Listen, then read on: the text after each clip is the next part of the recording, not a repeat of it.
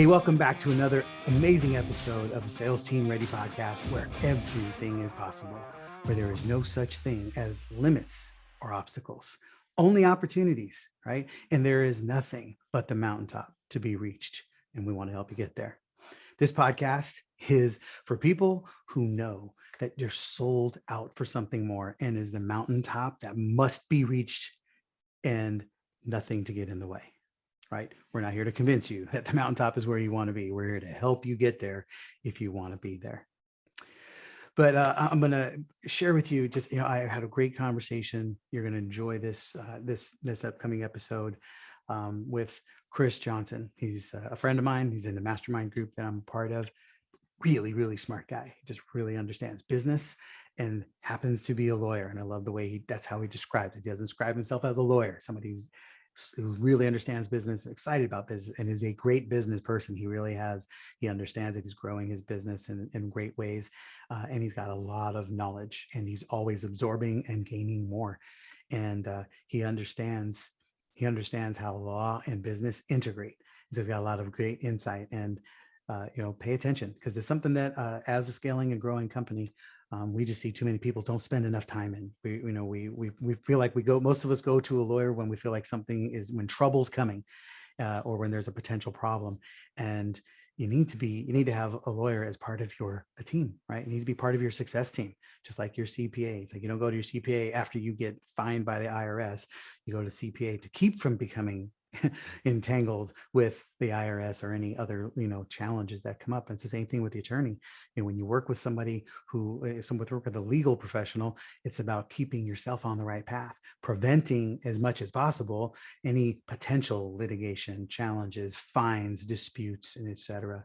And I just want to open your mind to the kind of leader that you want to be and the kind of decisions you need to be thinking about as you're growing, because it's not just about where's my next client and how am I going to make money and how am I going to keep my money, but it's about how do I do things the right way and in the right order, in the right sequence, in the right time, right? So Chris Johnsen, business law expert, and we're really going to talk about how business lawyers can help you succeed.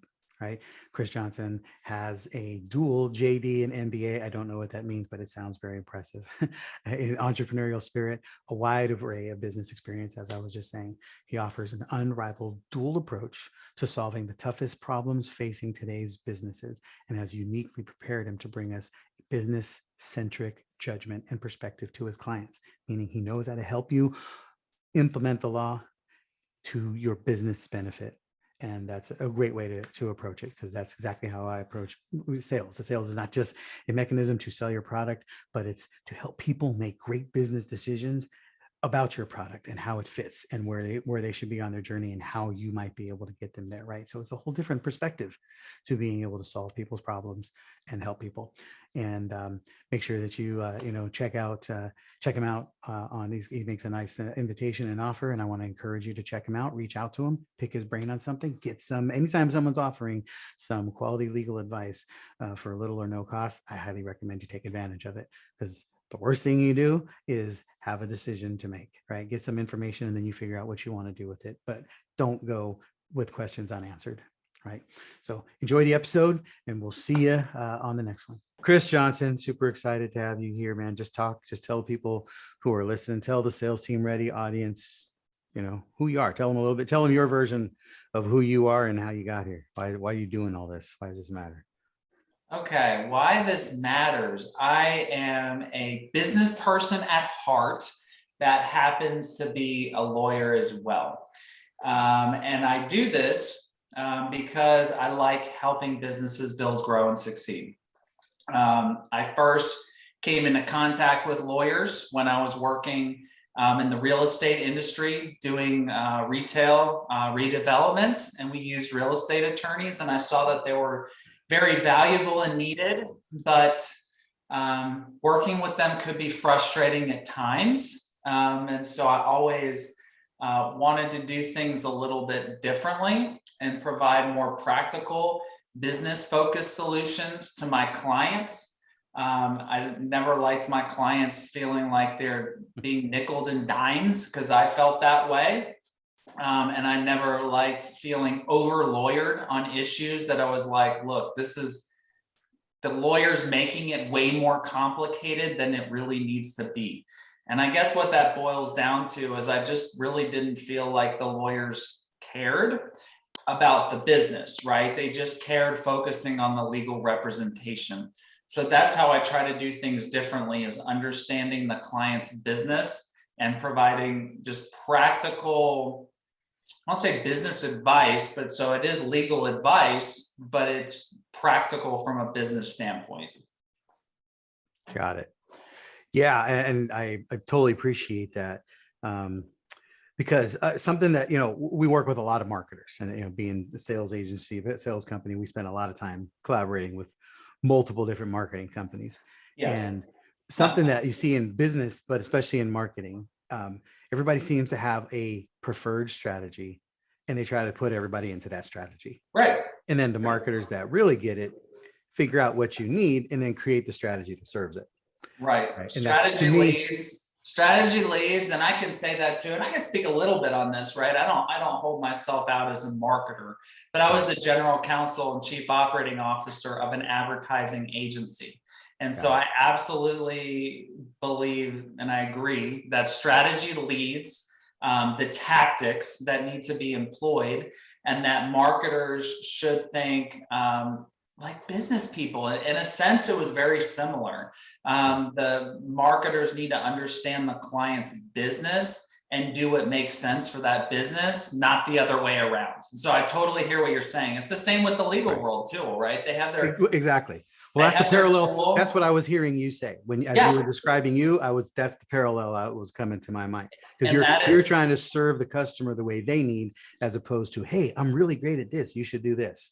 And that is a great parallel. And I saw the parallels too, being in that industry as well. Yeah.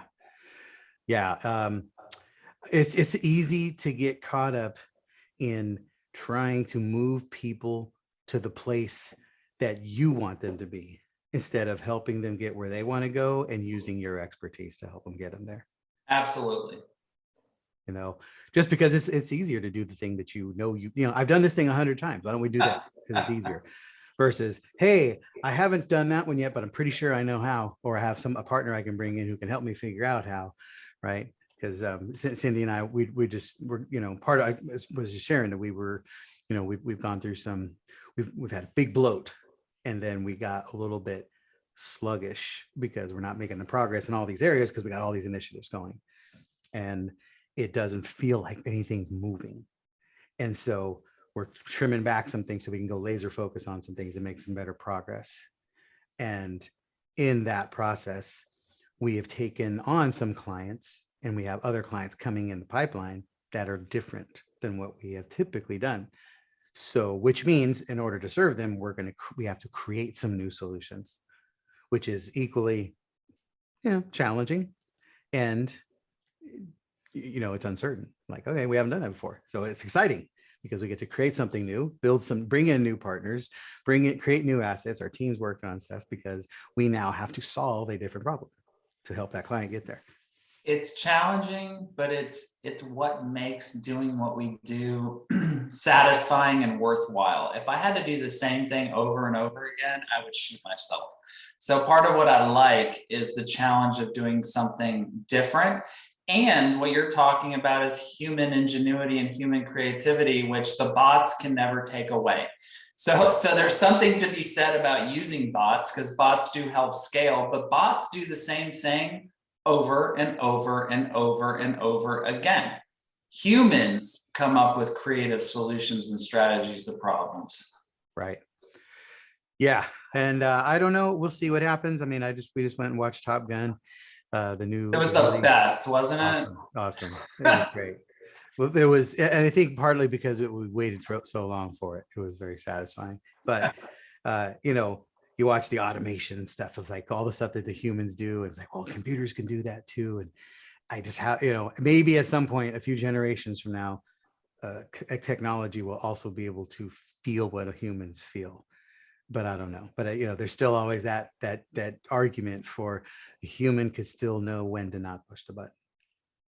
Who knows? I mean, no one foresaw that that we have computers in our pockets and what that would actually look like, right? So even Apple was like, oh, we're going to put a computer in everyone's pocket. But what the whole ecosystem ended up looking like 10 years ago, I don't think anyone could see what that looked like. So anytime you have disruptive change, we like have ideas of what that'll look like. But then when it plays out 10 years and the ecosystems have been built around it, I mean, who knows? Totally different. Yeah. Yeah. Well, it's just you have to keep moving forward and then hope that the right problems will reveal themselves so that you'll have to create new great solutions for them. Right. And you can't even guess what those will be most of the time. Not as fast as technology and life moves now.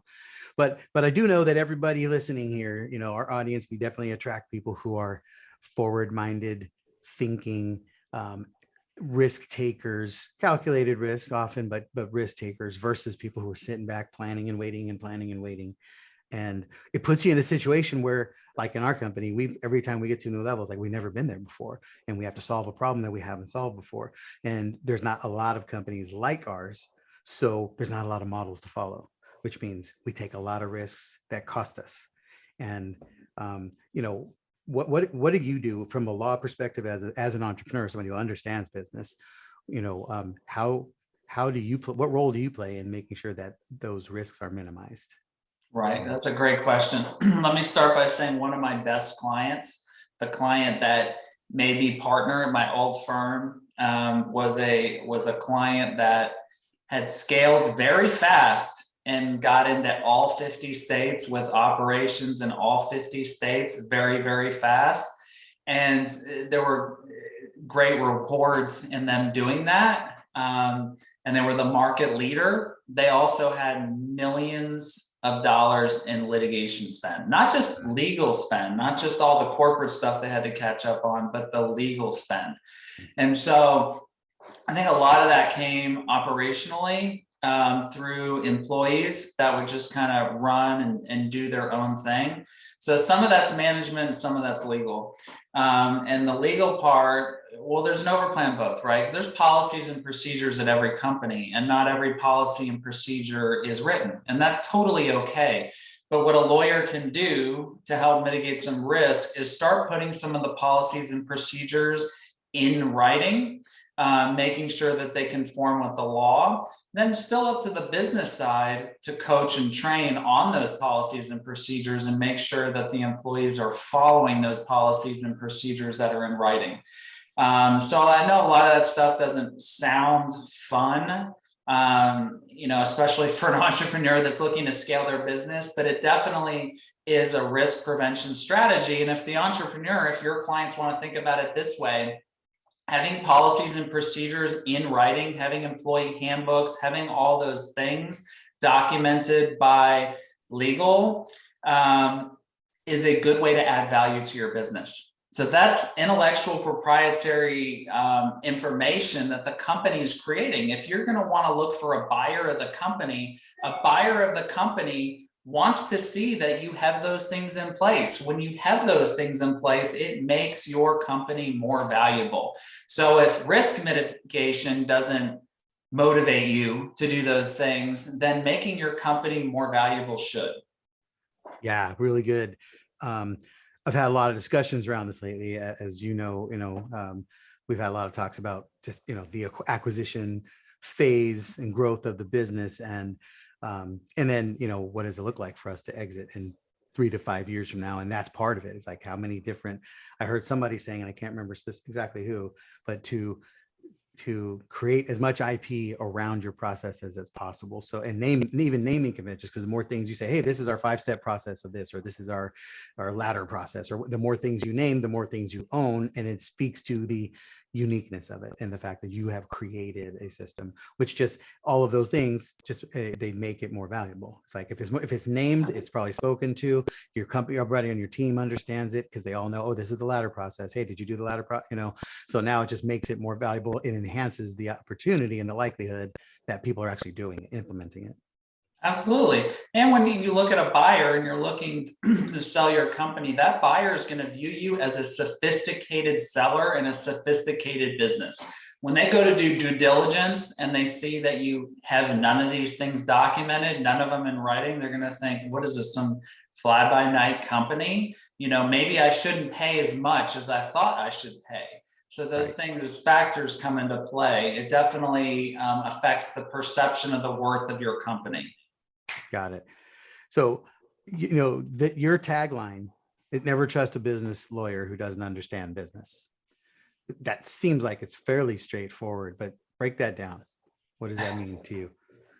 So let me tell you an example. So when I was a partner at a big firm, and I was working on a case with with my best associate. She was amazing, like whip smart, just super great, wonderful writer, really intelligent. And I realized we were doing some, I don't remember what it was, maybe like post-judgment discovery. It was something where we had to look at financial statements and understand financial statements and the implications of what's going on with the numbers. And I realized she didn't know what she was looking at. And I went into her office and I said, what's the difference between a balance sheet and a profit and loss? And she looked at me with a blank stare. And that's not a knock on her, because she was amazing and that stuff can be trained and taught. But those are not the types of attorneys that I have at my firm. The lawyers at my firm need to be business minded. They need to understand things like financial statements. They need to understand things that the owners of companies actually have to understand.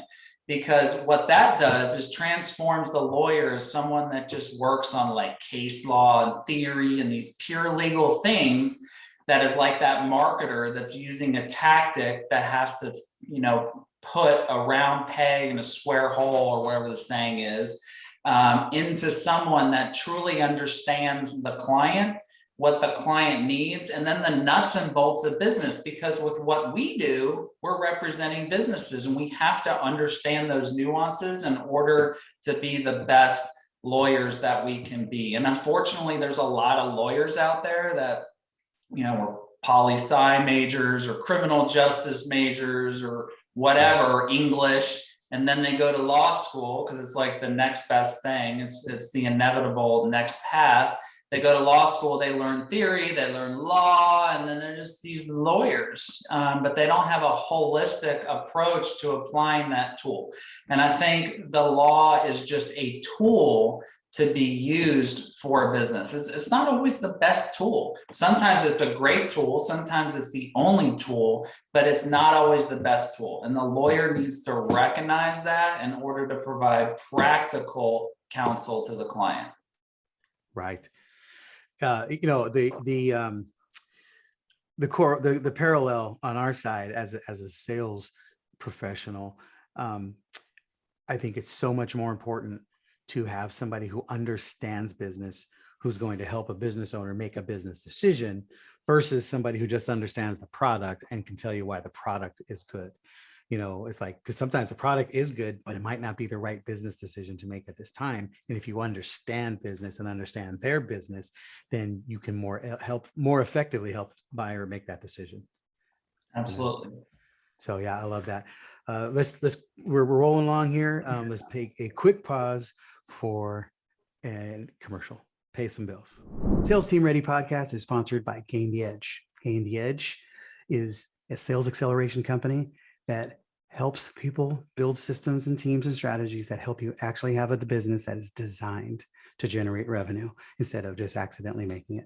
Please check us out in the show notes, because we have monthly workshops that are designed to help you get this in play. I know our next one coming up is our 2-day strategic plan workshop, where it's a simple roadmap to a 7-figure business. Visit the links in the show notes. And if you can't sign up for the one that's here, make sure you get yourself on the waiting list and we'll get you taken care of. So, Chris, we have our team has, pulled together some questions that we thought would be useful to ask, but I want to ask we've been asking a couple of those, but from your vantage point, just as somebody who's in the middle of business and growth and scale. And one of the things that I love about you, as I've gotten to know you, is you're very laid back is always the word, like you're wearing your Tommy Bahama shirt here, or, you're chill, right? You go with the flow, but you're observing, right? You don't miss anything. what what do you see? What do you see as the things that scaling business owners need to be a little bit more reserved in? Like how can that perspective benefit somebody who is moving a million miles an hour because it feels like you have to? Well, we were talking about this a little bit before, but forward consistent motion in the right direction, but not throttling it down and throttling it back and changing direction and really just like living in the emotion and living in the moment, which I think a lot of entrepreneurial minds do because they're very passionate about their business. I'm very disciplined personally in doing a strategic plan for the next year and then putting all those deliverables out over the year and actually doing them. And it takes a lot of work not to add additional things to the deliverables. I'm always constantly wanting to do that or change it. And then I have to tell myself, no, do it for next year. It can always wait to next year because it's really important, I think, to pick your strategy, stick with it, do it, and evaluate. And speak to this because you live in the same world as we do. I'm in masterminds, we're in one together. We're going to be in one this week together as well. And how do you keep that strategy in place, that philosophy, while always learning new ideas every day? Self-control. Like I said, it's a self-control thing. And I'm constantly learning new things, constantly learning new ideas. How can I do this now? Yes, but what's going to be for next year? I'm so looking forward to the fall when I do my plan for next year, because that's the time that I get to implement the ideas, the things, the relationships that I've been working on in my mind for the preceding year, or I guess the current year is what it would be, because the current year, for as far as the doing, is all based on last year. So I like to think about things like time, and then slow and steady wins the race. And I know we're talking about scaling and it's moving at a fast pace, but still, you get from point A to point B faster by going in a straight line than you do when you're zigzagging. Yeah, amen. Amen. And that's such an integral piece, because in today's climate, shiny object syndrome is a real thing, and it's everywhere. Every single day there's a new idea. I'm like, oh, we can do this. Let's add this. And then all of a sudden we have a whole new initiative that the team, you got people on the team have to be building something, creating something, moving, and it means that they're doing it at the expense of something else. It's easy for Jim to come up with the idea. I don't want to say easy. I'm sure it's brilliant. But then Jim walks in and it's like, guys, I learned this new thing. Just go ahead and do it. Just get it done. And they're like, oh God, here's Jim again with his new idea, which takes away from the ideas that they're currently implementing. Yes, definitely takes focus and discipline on that. So it's great. And it's nice to have somebody like you in your corner who can help make that happen. So let's shift gears for just a minute. And, we're talking about some good fundamentals in scaling, but for the people who are looking more forward minded, because we have a term around here that we call double vision, right? You have to have double vision in your business. You have to have one eye on the business you're building, that you're living in today, because you got to make money now. And then you have to have one eye on the business you're becoming. Otherwise, you'll always be living in the today. Right. So as people are starting to think about exiting, scaling, going public, releasing a software, everybody's got other things they're doing they have other objectives besides the business that they're building right now. And, the term succession strategy, right? That's something that comes to mind. What are things that people need to be thinking about as they're starting to plan for a potential exit or a potential investor? Okay, so there's different types of succession strategies. Two that you mentioned are bringing on an investor or just exiting by selling. There could also be transferring the business to your employees. There's ways to do that. It could be transferring the business to one of your family members, one or more of your family members. So those strategies are different. So you need to try to think, and I know things pop up, right? You could be planning on selling to your kid, and then this great deal comes to you and you have to pivot, right? And you have to look at that deal and see whether it's worth it to sell. But you should think globally about like your options, what you want for the company, and start thinking about those things years in advance, and start building the company for sale or for transition. And either way, you want to document yourself and all the things that you're doing through the standard operating procedures, through the policies and procedures, through all that. The standard operating procedures are really important because they're the instruction manual.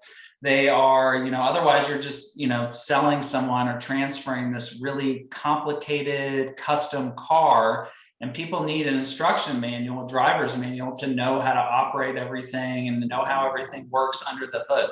So all that comes years in advance, and start planning and thinking about it. And then comes the legal work. So the legal work is the actual application of the plan. And so you could do an ESOP, is what they call it, employee stock ownership plan, if you're going to transfer it to your employees, which you do over time. It's like when they buy, like instead of investing in a 401k, they're investing in the business, okay, and then eventually transfers over. And there's been some very successful ESOPs. It could be a way where you transfer it to your children. You could put the business in what they call a grantor retained annuity trust, and there's certain tax benefits by structuring it that way, closer to your retirement. Or it could be just a sale of the assets. And there's two ways to sell a company to a buyer. You do a stock sale or an asset sale, and there's pros and cons to each. But you got to think through kind of how you're doing it. Well, the lawyer will tell you how to do that, but you just got to come to the lawyer with, this is what we're going to do. And then the lawyer packages it all up appropriately.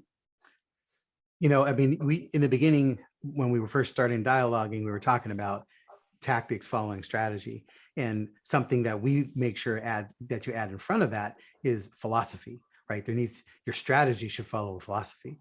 And so if your philosophy is like, keep it in family business, well, then that's going to dictate the strategy which you run, the tactics which you build, and it also could likely inform your succession plan, right? Right. If you're in family, then you know that it's going to be transferable, right? Versus, greatest public good. Like that could be the philosophy of your company, which then might mean you're going to sell this to somebody who can take this to another level, that can scale it beyond you or some, so I think the philosophy with which you run your business or build your business on is really important. I don't think enough people think about that. How would you layer that in from a legal strategy as well? Well, I think from legal, so I would stay out of philosophy. I think the lawyer is overstepping their bounds by getting into philosophy. That's a personal thing. And that's, I don't think a client can really come to me and start saying like, hey, do you think I should give it to my kids, or do you think I should sell it for the greater good? I would be hesitant to even provide that advice, because I think that's a business decision. That's a personal business decision that they need to formulate and get real clear on. And then if they want to bounce around some of the pros and cons, like the legal implications of that, or if they want to talk to their accountant about some of the tax implications of that, then that's all well said and done. But as far as telling them what their philosophy is, I wouldn't do that, because I wouldn't want some lawyer coming to me it's almost like they're invading in a space they shouldn't be in. That's not their job. Their job is to make it happen for the client. But so that's all I can say is, from a legal and a tax standpoint, I can help advise, not on the tax side, but on the legal side, what it might look like for that legal type of succession for each of those, once you go philosophy to your strategy, what it looks like from a legal standpoint. Great. Yeah, that's good, solid wisdom. So once they've come up with the philosophy, then that can help you guide what direction, what kind of decisions to make inside of that. But the business owner's got to have that.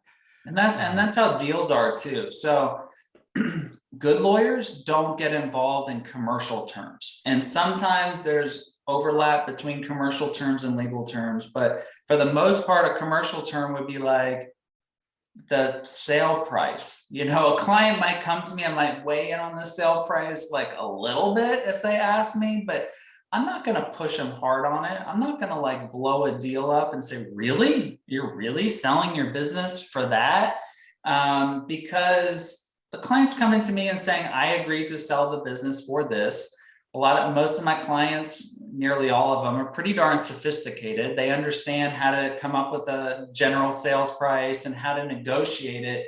It's not my purview to start questioning the commercial terms.